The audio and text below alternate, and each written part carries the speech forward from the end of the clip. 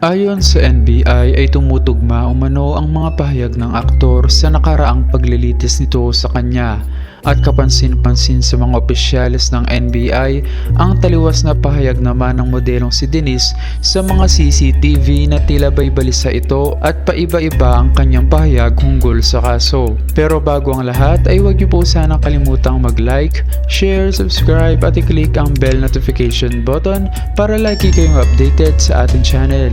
Isa sa matibay na ebidensya ngayon ng kampo ni Vong Navarro ay ang CCTV footage na nakuha ng National Bureau of Investigation sa kondominium ni Denise Cornejo. Ang nasabing CCTV footage ay kuha noong nabugbog ang TV host ng grupo ni Cedric Lee dahil umano'y sa tangkang panggagahasa sa modelong si Denise Cornejo. Ayon sa ulat, sinabi ng isang opisyal ng NBI na tumugma ang naturang video sa statement ni Vong. Base sa mga screen grab mula sa CCTV footage, makikita ang paglabas-masok ni Vong at ang grupo ni Cedric sa condominium na tinitirhan ni Denise. Sa unang screen grab, makikitang dumating si Vong sa kondo at sumakay ang aktor sa elevator papuntang second floor, papunta sa unit ni Denise. Ilang minuto lang ay makikita na bumaba pala si Denise sa lobby salungat sa sinabi niya na ni-rape ito ni Vong habang papunta sina Cedric. Naka-sleeveless, short at tsinelas pa ito. At ayon pa sa ulat, nakunan din si Denise na lumabas daw ito ng condominium salungat din sa sinabi niyang di ito lumabas. 3 minuto mula nang pumasok si Vong sa kondo, nakuna naman si Cedric Lee na papasok sa kondo na may kasama pa itong dalawang kasamahan at tuluyang umakyat na sa elevator at bumaba sa unit ni Denise. Ayon sa video na hawak ng NBI, doon ay papaakyat pa lang si Denise kasamang kapatid ni Cedric Lee at doon na lang nakita na bugbog sarado na si Vong.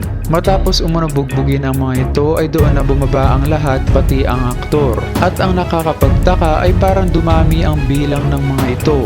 Kung pagbabasehan ang nasabing makakuha ng CCTV, ayon sa opisyal ng NBI, ay malaki ang tsansa na maipanalo ni Vong ang kanyang kaso laban kay Denise Cornejo. At ayon naman sa kanyang attorney na si Alma Malonga, ay sinabi niyang hindi naman talaga tumutugma ang mga pahayag nila Cedric Lee at Denise Cornejo. Saad pa ni attorney, "It's the CCTV will show beyond a shadow of doubt that this was a setup." Ika niya. Matatanda ang sinabi ni Cedric sa kanyang mga panayam na kaya nila nabugbog si Vong ay dahil nakita nilang ginagawa ng kahalayan ng aktor ang kanilang kaibigang si Denise nang madatna nila ito sa kondo. Ayon naman sa NBI, kataka-taka ito kung kaya't ipapasa na lang sa Court of Appeals or Justice System ng bansa ang nasabing komento.